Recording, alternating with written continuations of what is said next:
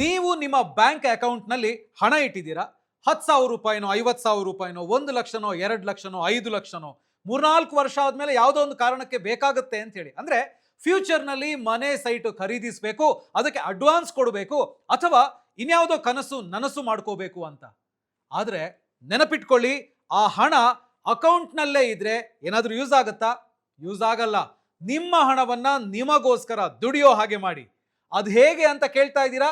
S, 1-3 ವರ್ಷಗಳ ಟೈಮ್ನಲ್ಲಿ safe ಆಗಿ ನಿಮ್ಮ ಹಣವನ್ನ ಬೆಳೆಸೋದು ಹೇಗೆ ಅನ್ನೋದನ್ನ ನಾನು ಈ ವಿಡಿಯೋದಲ್ಲಿ ಕಂಪ್ಲೀಟ್ ಆಗಿ ತಿಳಿಸ್ತೀನಿ. ಹಾಯ್ ಹಲೋ ನಮಸ್ಕಾರ, ವೆಲ್ಕಮ್ ಟು ಬಾಸ್ವಾಲಾ ಕನ್ನಡ.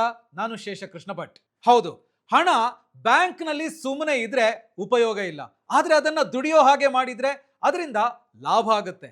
ಇಲ್ಲಿ ಹೂಡಿಕೆ ಅಂತ ಹೇಳಿ ಬಂದಾಗ ಕಡಿಮೆ ರಿಸ್ಕ್ ನಿಂದ ಹಿಡಿದು ಹೆಚ್ಚು ರಿಸ್ಕ್ ಇರುವಂತಹ ಹೂಡಿಕೆಗಳಿವೆ. ಅದರಲ್ಲಿ ನಿಮಗೆ ಯಾವುದು ಸೂಕ್ತ ಅನ್ನೋದನ್ನ ನೀವೇ ಡಿಸೈಡ್ ಮಾಡ್ಕೊಳ್ಳಿ. ಈಗ ಆ 1-3 ವರ್ಷಗಳ ಅವಧಿಯಲ್ಲಿ ಒಳ್ಳೆ ರಿಟರ್ನ್ಸ್ ಕೊಡುವಂತಹ ಹೂಡಿಕೆಗಳ ಬಗ್ಗೆ ಒಂದೊಂದಾಗಿ ನಾನು ಹೇಳ್ತಾ ಹೋಗ್ತೀನಿ. ಅದರಲ್ಲಿ ಮೊದಲನೇದು ಬ್ಯಾಂಕ್ ಫಿಕ್ಸೆಡ್ ಡೆಪಾಸಿಟ್ ಅಥವಾ FD. ಫಿಕ್ಸೆಡ್ ಡೆಪಾಸಿಟ್ ಅಂತ ಹೇಳಿದ್ರೆ ನಿಮಗೆ ಗೊತ್ತಿರುತ್ತೆ, ಬ್ಯಾಂಕ್ಗಳಲ್ಲಿ ಒಂದು ಮೊತ್ತವನ್ನ 1 ವರ್ಷನೋ 2 ವರ್ಷನೋ 5 ವರ್ಷನೋ ಅಂತ ನೀವು FD ಇಡಬಹುದು.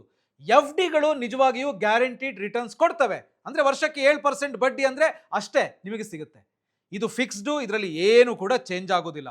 ಸಾಮಾನ್ಯವಾಗಿ 3 ವರ್ಷಗಳ ಅವಧಿಯ FDಗಳು ಉತ್ತಮ ಬಡ್ಡಿ ದರಗಳನ್ನು ನೀಡ್ತವೆ.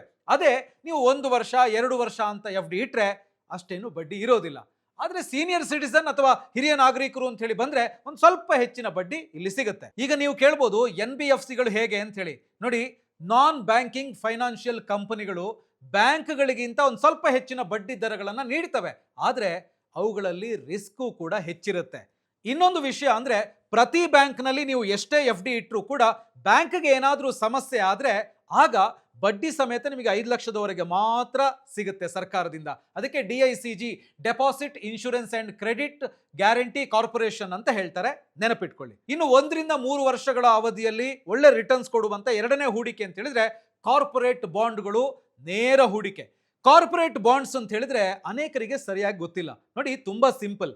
ಇಲ್ಲಿ ಕಂಪನಿಗಳಿಗೆ ಹಣದ ಅವಶ್ಯಕತೆ ಬಂದಾಗ ಕಂಪನಿಗಳು ನಿಮ್ಮಂತಹ ಹೂಡಿಕೆದಾರರಿಂದ ಹಣವನ್ನ ಸಾಲವಾಗಿ ಪಡಿತವೆ ಮತ್ತು ಅದಕ್ಕೆ ಪ್ರತಿಯಾಗಿ ನಿಗದಿತ ಅವಧಿಯಲ್ಲಿ ಅಸಲು ಮತ್ತು ಫಿಕ್ಸ್ಡ್ ಬಡ್ಡಿಯನ್ನ ಪಾವತಿಸ್ತವೆ.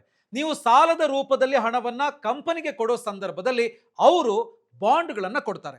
ಆ ಬಾಂಡ್ ಮೆಚುರಿಟಿ ಆದ ಸಂದರ್ಭದಲ್ಲಿ ನೀವು ಆ ಬಾಂಡ್ಗಳನ್ನ ವಾಪಸ್ ಕೊಡಬೇಕಾಗತ್ತೆ. ಆಗ ಕಂಪನಿಗಳು ಅದನ್ನು ವಾಪಸ್ ಪಡ್ಕೊಂಡು ಫಿಕ್ಸ್ಡ್ ಆಗಿರುವ ಬಡ್ಡಿ ಮತ್ತು ಅಸಲನ್ನ ನಿಮಗೆ ಕೊಡ್ತವೆ.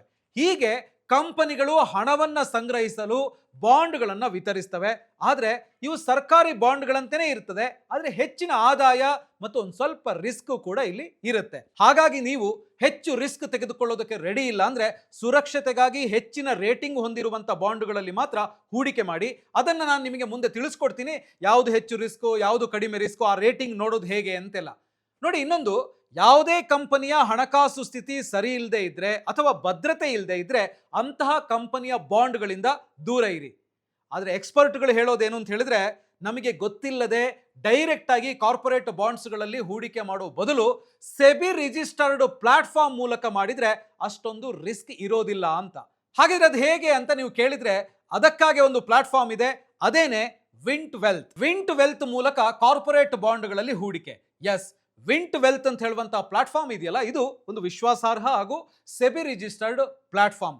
ಇಲ್ಲಿ ನೀವು ಕಾರ್ಪೊರೇಟ್ ಬಾಂಡ್ಗಳಲ್ಲಿ ಹೂಡಿಕೆ ಮಾಡೋದಕ್ಕೆ ಸಾಧ್ಯ ಇದೆ. ಇದು ಸುಲಭ ಮತ್ತೆ ಸುರಕ್ಷಿತವಾಗಿರುತ್ತೆ. ಇಲ್ಲಿ ಪ್ಲಸ್ ಪಾಯಿಂಟ್ ಏನು ಅಂತ ಹೇಳಿದ್ರೆ, ನಿಮಗೆ ಯಾವ್ಯಾವ ಕಾರ್ಪೊರೇಟ್ ಬಾಂಡ್ಗಳು ಇದಾವೆ ಅಂತ ಹೇಳುವಂಥದ್ದನ್ನು ನೋಡ್ಬೋದು. ಹಾಗೇನೆ ಎಲ್ಲಕ್ಕಿಂತ ಹೆಚ್ಚಾಗಿ ಕಡಿಮೆ ಅವಧಿ ಅಂದ್ರೆ ಕೇವಲ 4 ತಿಂಗಳಿಂದ ಹಿಡಿದು ಕೆಲವು ವರ್ಷಗಳವರೆಗಿನ ಬಾಂಡ್ಗಳು ಯಾವ್ಯಾವ್ದಿದೆ ಅಂತ ಹೇಳುವಂಥದ್ದನ್ನ ಇಲ್ಲೇ ನೋಡಿ ನೀವು ನಿಮ್ಮ ಹೂಡಿಕೆಯ ಅವಧಿ 4 ತಿಂಗಳ ಅಥವಾ 1 ವರ್ಷನ 2 ವರ್ಷನ ಅಂತ ಹೇಳಿ ನೋಡಿ ಸೆಲೆಕ್ಟ್ ಮಾಡ್ಬೋದು. ಹಾಗೇನೆ 12% ವರೆಗೆ ಫಿಕ್ಸ್ಡ್ ಆದಾಯ ಕೊಡುವಂತ ಕಾರ್ಪೊರೇಟ್ ಬಾಂಡ್ಗಳು ಕೂಡ ಇಲ್ಲಿದ್ದಾವೆ, ನೀವು ನೋಡಿ ಸೆಲೆಕ್ಟ್ ಮಾಡ್ಬೋದು. ಇನ್ನೊಂದು ನೆನಪಿಟ್ಕೊಳ್ಳಿ, ನಿಮ್ಮ ಬಾಂಡ್ಗಳು ನಿಮ್ಮ ಡಿಮ್ಯಾಟ್ ಅಕೌಂಟ್ನಲ್ಲೇ ಇರುತ್ತೆ.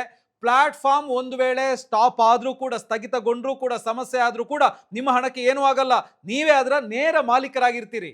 ವಿಂಟ್ ವೆಲ್ತ್ ಒಂದು ಪ್ಲಾಟ್ಫಾರ್ಮ್ ಅಷ್ಟೇ. ಜೊತೆಗೆ ಒಂದು ವೇಳೆ ನೀವು ಬಾಂಡ್ ಅನ್ನ ಬೇಗನೆ ಮಾರಾಟ ಮಾಡಬೇಕು ಅಂತ ಹೇಳಿದ್ರು ಕೂಡ ಅದನ್ನ ನೀವು ನೇರವಾಗಿ ಪ್ಲಾಟ್ಫಾರ್ಮ್ ನಲ್ಲಿ ಮಾರಾಟ ಮಾಡೋದಕ್ಕೆ ಸಾಧ್ಯ ಇದೆ. ಆದರೆ ನಿಗದಿತ ಅವಧಿಗಿಂತ ಬೇಗ ಏನಾದರೂ ನೀವು ಮಾರಾಟ ಮಾಡಿದರೆ ಅದರ ಮಾರುಕಟ್ಟೆ ಬೆಲೆಯಲ್ಲಿ ಒಂದು ಸ್ವಲ್ಪ ಚೇಂಜಸ್ ಆಗುವಂಥ ಸಾಧ್ಯತೆ ಇರುತ್ತೆ. ಇನ್ನು ಆಗಲೇ ನಾನು ಹೇಳ್ತಾ ಇದ್ದೆ, ಕಾರ್ಪೊರೇಟ್ ಬಾಂಡ್ನಲ್ಲಿ ಹೂಡಿಕೆ ಮಾಡುವಾಗ ರೇಟಿಂಗ್ಸ್ ನೋಡಬೇಕು ಅಂತ.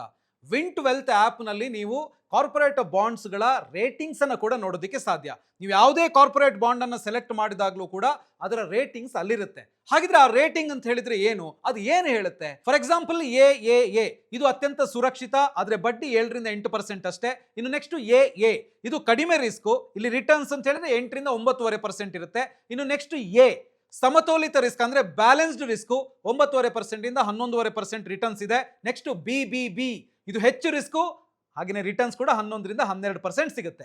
ಇಲ್ಲಿ ನಿಮ್ಮ ರಿಸ್ಕ್ ಸಾಮರ್ಥ್ಯಕ್ಕೆ ಅನುಗುಣವಾಗಿ ನೀವು ಬಾಂಡ್ಗಳನ್ನು ಆಯ್ಕೆ ಮಾಡಬಹುದು. ಇನ್ನು ವಿಂಟ್ ವೆಲ್ತ್ ಪಟ್ಟಿ ಮಾಡುವಂತ ಪ್ರತಿ ಬಾಂಡ್ನಲ್ಲೂ ತನ್ನ ಸ್ವಂತ ಹಣವನ್ನ ಹೂಡಿಕೆ ಮಾಡುತ್ತೆ. ಹಾಗೆಯೇ ವಿಂಟ್ ವೆಲ್ತ್ ಆಪ್ ಸೇರ್ಕೊಳ್ಳೋದು ಕೂಡ ತುಂಬಾ ಸುಲಭ. ವಿಂಟ್ ವೆಲ್ತ್ ಆಪ್ ಅನ್ನ ಡೌನ್ಲೋಡ್ ಮಾಡಿ ಜಾಯಿನ್ ಆದ್ರೆ ಆಯ್ತು. ಇಲ್ಲಿ ಫಾಸ್ಟ್ ಆಗಿ KYC ಕೂಡ ಕಂಪ್ಲೀಟ್ ಆಗುತ್ತೆ. ಹಾಗೇನೆ ತಿಂಗಳ ಬಡ್ಡಿ ಪಾವತಿಗಳು ಕೂಡ ಬಳಕೆದಾರರಿಗೆ ಬೇಕಾದಂತೆ ಬಳಕೆದಾರ ಸ್ನೇಹಿಯಾಗಿದೆ.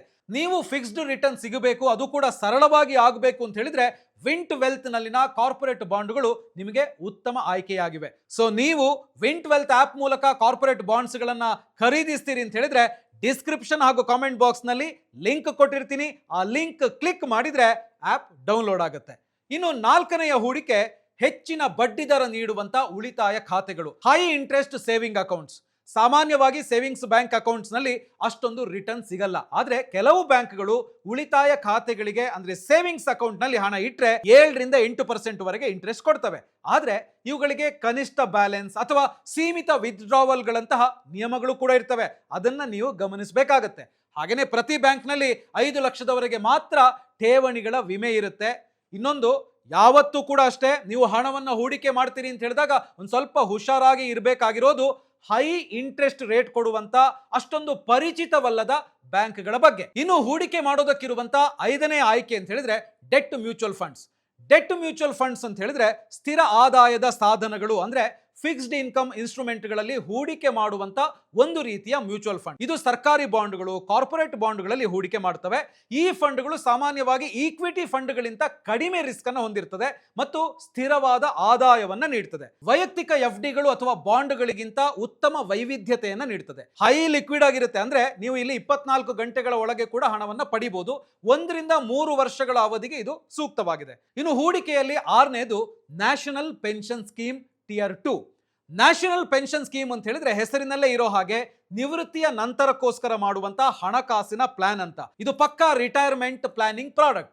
ಇದು ಸೆಂಟ್ರಲ್ ಗವರ್ಮೆಂಟ್ ನ ಸೋಷಿಯಲ್ ಸೆಕ್ಯೂರಿಟಿ ಸ್ಕೀಮ್. ಇಲ್ಲಿ 2 ವಿಧಗಳಿದಾವೆ, Tier 1 ಮತ್ತೆ Tier 2 ಅಂತ. Tier 1 ಪ್ಲಾನ್ ಅಂತ ಹೇಳಿದ್ರೆ ಪೆನ್ಷನ್ ಪ್ಲಾನ್, Tier 2 ಪ್ಲಾನ್ ಅಂತ ಹೇಳಿದ್ರೆ ಇನ್ವೆಸ್ಟ್ಮೆಂಟ್ ಪ್ಲಾನ್. ಸೊ ನಾನು ಹೇಳ್ತಾ ಇರೋದು Tier 2 ಪ್ಲಾನ್ ಬಗ್ಗೆ. ಇದರಲ್ಲಿ ಲಾಕ್ ಇನ್ ಪೀರಿಯಡ್ ಇಲ್ಲ, ಹೂಡಿಕೆ ಮತ್ತು ವಿತ್ಡ್ರಾವಲ್ಗೆ ತುಂಬಾ ಫ್ಲೆಕ್ಸಿಬಲ್ ಆಗಿದೆ. ಇಲ್ಲಿ ಡೆಟ್, ಈಕ್ವಿಟಿ ಅಥವಾ ಕಾರ್ಪೊರೇಟ್ ಬಾಂಡ್ಗಳಲ್ಲಿ ಎಷ್ಟು ಹೂಡಿಕೆ ಮಾಡಬೇಕು ಅನ್ನೋದನ್ನ ನೀವೇ ಆಯ್ಕೆ ಮಾಡಬಹುದು. ಸಾಮಾನ್ಯವಾಗಿ FDಗಿಂತ ಉತ್ತಮ ಆದಾಯ ನೀಡುತ್ತದೆ, ಆದ್ರೆ ಒಂದು ಸ್ವಲ್ಪ ರಿಸ್ಕ್ ಕೂಡ ಇರುತ್ತೆ. ಇನ್ನು ಹೂಡಿಕೆಗಳಲ್ಲಿರುವಂತ 7ನೇ ಆಯ್ಕೆ ಅಂತ ಹೇಳಿದ್ರೆ hybrid mutual funds. Hybrid mutual funds ಅಂತ ಹೇಳಿದ್ರೆ ಅದು ವಿವಿಧ ಆಸ್ತಿ ವರ್ಗಗಳಲ್ಲಿ ಹೂಡಿಕೆ ಮಾಡುವಂತ ಒಂದು ಬಗೆಯ ಮ್ಯೂಚುವಲ್ ಫಂಡ್. ಇದು ಈಕ್ವಿಟಿ ಮತ್ತು ಡೆಟ್ ಬಾಂಡ್ಗಳೆರಡರಲ್ಲೂ ಕೂಡ ಹೂಡಿಕೆ ಮಾಡುತ್ತೆ. ಇದರಿಂದಾಗಿ ರಿಸ್ಕ್ ಮತ್ತು ಆದಾಯದ ನಡುವೆ ಸಮತೋಲನವನ್ನ ಕಾಯ್ದುಕೊಳ್ಳೋದಕ್ಕೆ ಸಹಾಯ ಮಾಡುತ್ತೆ. ಡೆಟ್ ಮತ್ತು ಈಕ್ವಿಟಿ ಮಿಶ್ರಣ ಸಾಮಾನ್ಯವಾಗಿ 75ನಿಂದ 90% ಡೆಟ್ ಮತ್ತು ಉಳಿದದ್ದು ಲಾರ್ಜ್ ಕ್ಯಾಪ್ ಈಕ್ವಿಟಿ ಶೇರ್ಗಳು ಇರ್ತದೆ. FDಗಳಿಗಿಂತ ಹೆಚ್ಚಿನ ಆದಾಯದ ಸಾಮರ್ಥ್ಯ ಇದೆ. ಈಕ್ವಿಟಿ ಇರುವ ಕಾರಣ ಒಂದು ಸ್ವಲ್ಪ ರಿಸ್ಕ್ ಜಾಸ್ತಿ. 1ರಿಂದ 3 ವರ್ಷಗಳ ಅವಧಿಗೆ ಎಚ್ಚರಿಕೆಯಿಂದ ಇದನ್ನ ಪರಿಗಣಿಸಬಹುದು. ಆದ್ರೆ ಒಂದು ನೆನಪಿಟ್ಕೊಳ್ಳಿ, ಇಲ್ಲಿ ನಾನು ಹೇಳ್ತಾ ಇರೋದು ಯಾವುದೇ ರೆಕಮೆಂಡೇಶನ್ ಅಲ್ಲ, ಎಜುಕೇಶನ್ ಪರ್ಪಸ್ ಮಾತ್ರ. ನೀವು ಎಲ್ಲೇ ಹೂಡಿಕೆ ಮಾಡೋದಿದ್ರು ಕೂಡ ಅದರ ಬಗ್ಗೆ ತಿಳ್ಕೊಂಡು ಸೆಬಿ ರಿಜಿಸ್ಟರ್ಡ್ ಎಕ್ಸ್ಪರ್ಟ್ಗಳ ಸಲಹೆಯನ್ನು ಪಡ್ಕೊಂಡು ಹೂಡಿಕೆ ಮಾಡಬೇಕು. ಯಾಕೆ ಅಂತ ಹೇಳಿದ್ರೆ ಮ್ಯೂಚುವಲ್ ಫಂಡ್ಗಳು ಯಾವತ್ತಿದ್ರೂ ಕೂಡ ಮಾರುಕಟ್ಟೆ ಅಪಾಯಗಳಿಗೆ ಒಳಪಟ್ಟಿರುತ್ತೆ.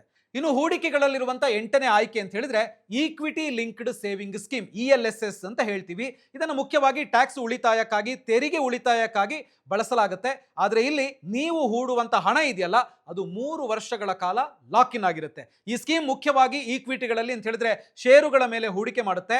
ಕಡಿಮೆ ಅವಧಿಗೆ ಹೆಚ್ಚು ರಿಸ್ಕ್ ಇದೆ. ನೀವು ಕನಿಷ್ಠ 3 ವರ್ಷಗಳವರೆಗೆ ಹಿಡಿದಿಟ್ಟುಕೊಳ್ಳೋದಕ್ಕೆ ಸಾಧ್ಯವಾದರೆ ಮಾತ್ರ ಇದನ್ನ ಪರಿಗಣಿಸಬಹುದು, ಅದೂ ಕೂಡ ತಜ್ಞರ ಸಲಹೆ ಪಡ್ಕೊಂಡು. ಇನ್ನು 9ನೇ ಹೂಡಿಕೆ ಆಯ್ಕೆ ಬ್ಯಾಲೆನ್ಸ್ಡ್ ಅಡ್ವಾಂಟೇಜ್ ಫಂಡ್ಸ್. ಮಾರುಕಟ್ಟೆಯ ಪರಿಸ್ಥಿತಿಗಳಿಗೆ ಅನುಗುಣವಾಗಿ ಈ ಫಂಡ್ ಡೆಟ್ ಫಂಡ್ ಮತ್ತು ಈಕ್ವಿಟಿ ಫಂಡ್ ನಡುವೆ ಬದಲಾಗ್ತಾ ಇರುತ್ತೆ. ಚಂಚಲತೆ ಅಥವಾ ವೊಲಟಾಲಿಟಿಯನ್ನ ಕಡಿಮೆ ಮಾಡೋದಕ್ಕೆ ಪ್ರಯತ್ನಿಸ್ತದೆ. ಆದ್ರೆ ಆದಾಯಕ್ಕೆ ಇಲ್ಲಿ ಗ್ಯಾರಂಟಿ ಇರೋದಿಲ್ಲ. ಅಂದ್ರೆ ಇಷ್ಟೇ ಸಿಗುತ್ತೆ ಅಂತ ಹೇಳಿ ರಿಟರ್ನ್ ಸಿಗುತ್ತೆ ಅಂತ ಹೇಳೋದಿಕ್ಕಾಗಲ್ಲ. ಪ್ಯೂರ್ ಡೆಟ್ ಫಂಡ್ಗಳಿಗಿಂತ ಇದು ಹೆಚ್ಚು ರಿಸ್ಕ್. ಇನ್ನು ಹೂಡಿಕೆಯಲ್ಲಿರುವಂತಹ 10ನೇ ಆಯ್ಕೆ ಅಂತ ಹೇಳಿದ್ರೆ ಚಿನ್ನ ಮತ್ತು ಬೆಳ್ಳಿ. ದೀರ್ಘಾವಧಿಯಲ್ಲಿ ಚಿನ್ನ ವರ್ಷಕ್ಕೆ ಸುಮಾರು 12% ಸರಾಸರಿ ರಿಟರ್ನ್ಸ್ ಅನ್ನು ಕೊಡುತ್ತೆ. ಆದ್ರೆ ಕಡಿಮೆ ಅವಧಿಯಲ್ಲಿ ಈ ರಿಟರ್ನ್ಸ್ ಏರುಪೇರಾಗುವಂತ ಚಾನ್ಸಸ್ ಇರುತ್ತೆ. ಬೆಳ್ಳಿ ಕೂಡ ಅಷ್ಟೇನೆ. ಮುಖ್ಯ ಹೂಡಿಕೆಗಿಂತ ಚಿನ್ನ ಮತ್ತು ಬೆಳ್ಳಿಯನ್ನ ಡೈವರ್ಸಿಫಿಕೇಶನ್ಗೆ ಅಥವಾ ವೈವಿಧ್ಯಮಯ ಹೂಡಿಕೆಗೆ ಬಳಸೋದು ಉತ್ತಮ. 1 ರಿಂದ 3 ವರ್ಷಗಳಲ್ಲಿ ಬೆಲೆಯ ಏರಿಳಿತಗಳನ್ನು ಸಹಿಸಿಕೊಳ್ಳೋದಕ್ಕೆ ಸಾಧ್ಯವಾಗದೇ ಇದ್ರೆ ಇದು ಸೂಕ್ತ ಅಲ್ಲ. ಸೊ ಇದನ್ನ ನೆನಪಿಟ್ಕೊಳ್ಳಿ. ಇನ್ನು ಕೊನೆಯದಾಗಿ 1 ರಿಂದ 3 ವರ್ಷಗಳು ಅಂದ್ರೆ ಅಲ್ಪಾವಧಿ ಶಾರ್ಟ್ ಟರ್ಮ್ ಹೂಡಿಕೆಗಳನ್ನ ಮಾಡುವಾಗ ಪ್ರಿಡಿಕ್ಟಿಬಿಲಿಟಿ ಮತ್ತು ಸೇಫ್ಟಿ ಅಂದ್ರೆ ಸುರಕ್ಷತೆ ನಿಮ್ಮ ಪ್ರಮುಖ ಆದ್ಯತೆ ಆಗಿರಲೇಬೇಕು. ನಿಮ್ಮ ರಿಸ್ಕ್ ತೆಗೆದುಕೊಳ್ಳುವಂತಹ ಸಾಮರ್ಥ್ಯ ಮತ್ತೆ ಗುರಿಯನ್ನು ಅವಲಂಬಿಸಿ ಬ್ಯಾಂಕ್ ಎಫ್ಡಿಗಳು ಅಥವಾ ಕಾರ್ಪೊರೇಟ್ ಬಾಂಡ್ಗಳ ಫಿಕ್ಸ್ಡ್ ರಿಟರ್ನ್ಸ್ ಅನ್ನ ನೀವು ಆಯ್ಕೆ ಮಾಡಬಹುದು. ವಿಂಟ್ ವೆಲ್ತ್ ಮೂಲಕ ನೀವು ಕಾರ್ಪೊರೇಟ್ ಬಾಂಡ್ಗಳಲ್ಲಿ ಹೂಡಿಕೆ ಮಾಡೋದಕ್ಕೆ ಸಾಧ್ಯ ಇದೆ. ಅಥವಾ ಈಗಾಗಲೇ ನಾನು ಹೇಳಿದಂತೆ ಹೈ ರಿಸ್ಕ್ ಫಂಡ್ಗಳನ್ನು ಕೂಡ ನೀವು ಆಯ್ಕೆ ಮಾಡಬಹುದು. ಆದ್ರೆ ರಿಸ್ಕ್ ತೆಗೆದುಕೊಳ್ಳುವಂತಹ ಸಾಮರ್ಥ್ಯ ನಿಮ್ಮ ಹತ್ರ ಇರಲೇಬೇಕು. ನಾನು ಮತ್ತೊಮ್ಮೆ ಹೇಳ್ತೀನಿ, ನಾನು ಹೇಳ್ತಾ ಇರೋದು ಯಾವುದೇ ರೆಕಮೆಂಡೇಶನ್ ಅಲ್ಲ, ಎಜುಕೇಶನ್ ಪರ್ಪಸ್ ಮಾತ್ರ. ನೀವು ಎಲ್ಲೇ ಹೂಡಿಕೆ ಮಾಡೋದಿದ್ರು ಕೂಡ ಅದರ ಬಗ್ಗೆ ತಿಳ್ಕೊಂಡು ಸೆಬಿ ರಿಜಿಸ್ಟರ್ಡ್ ಎಕ್ಸ್ಪರ್ಟ್ಗಳ ಸಲಹೆ ಪಡ್ಕೊಂಡು ಹೂಡಿಕೆ ಮಾಡಬೇಕು. ಯಾಕೆಂತ ಹೇಳಿದ್ರೆ ಮ್ಯೂಚುವಲ್ ಫಂಡ್ಗಳು ಯಾವತ್ತಿದ್ರೂ ಕೂಡ ಮಾರುಕಟ್ಟೆ ಅಪಾಯಗಳಿಗೆ ಒಳಪಟ್ಟಿರುತ್ತೆ. ಸೊ ನೀವು ಮಾಡೋ ಹೂಡಿಕೆಗೆ ಸೇಫ್ಟಿ ಇರಬೇಕು ಹಾಗೂ ಫಿಕ್ಸ್ಡ್ ರಿಟರ್ನ್ಸ್ ಬರಬೇಕು ಅಂತ ಹೇಳಿದ್ರೆ ವಿಂಟ್ ವೆಲ್ತ್ ಮೂಲಕ ಕಾರ್ಪೊರೇಟ್ ಬಾಂಡ್ಗಳು ಒಂದು ಸ್ಮಾರ್ಟ್ ಹಾಗೂ ಆಧುನಿಕ ಆಯ್ಕೆ ಅಂತ ಹೇಳ್ಬೋದು. ನೀವು ಈ ಆಪ್ ಮೂಲಕ ಕಾರ್ಪೊರೇಟ್ ಬಾಂಡ್ಸ್ಗಳಲ್ಲಿ ಹೂಡಿಕೆ ಮಾಡ್ತೀರಿ ಅಂತ ಹೇಳಿದ್ರೆ ಡಿಸ್ಕ್ರಿಪ್ಷನ್ ಹಾಗೂ ಕಾಮೆಂಟ್ ಸೆಕ್ಷನ್ ನಲ್ಲಿ ಲಿಂಕ್ ಕೊಟ್ಟಿರ್ತೀನಿ. ಆ ಲಿಂಕ್ ಅನ್ನ ಕ್ಲಿಕ್ ಮಾಡಿ ಆಪ್ ಅನ್ನ ಡೌನ್ಲೋಡ್ ಮಾಡ್ಕೊಳ್ಬಹುದು. ಸೊ ಈ ವಿಡಿಯೋ ನಿಮಗೆ ಹೂಡಿಕೆಯ ವಿಚಾರದಲ್ಲಿ ಸರಿಯಾದ ನಿರ್ಧಾರವನ್ನ ತೆಗೆದುಕೊಳ್ಳಲು ಮತ್ತು ನಿಮ್ಮ ಹಣವನ್ನ ಸುರಕ್ಷಿತವಾಗಿ ಬೆಳೆಸಲು ಸಹಾಯ ಮಾಡುತ್ತೆ ಅಂತ ನಾನು ಭಾವಿಸ್ತೀನಿ.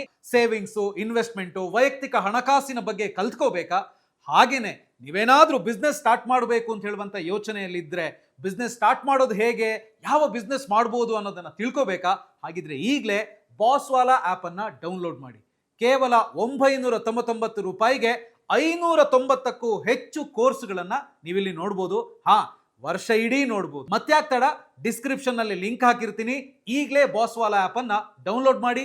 Thank you. ಈ ವಿಡಿಯೋ ನಿಮಗೆ ಉಪಯುಕ್ತವಾಗಿದ್ರೆ, ಇಷ್ಟ ಆಗಿದ್ರೆ ಲೈಕ್ ಮಾಡಿ, ಶೇರ್ ಮಾಡಿ. ಹಾಗೇನೆ ಬಾಸ್ವಾಲಾ ಕನ್ನಡ ಚಾನಲ್ ಅನ್ನ ಸಬ್ಸ್ಕ್ರೈಬ್ ಮಾಡೋದನ್ನ ಮರಿಬೇಡಿ. All the best. Boss Wallah, be the boss.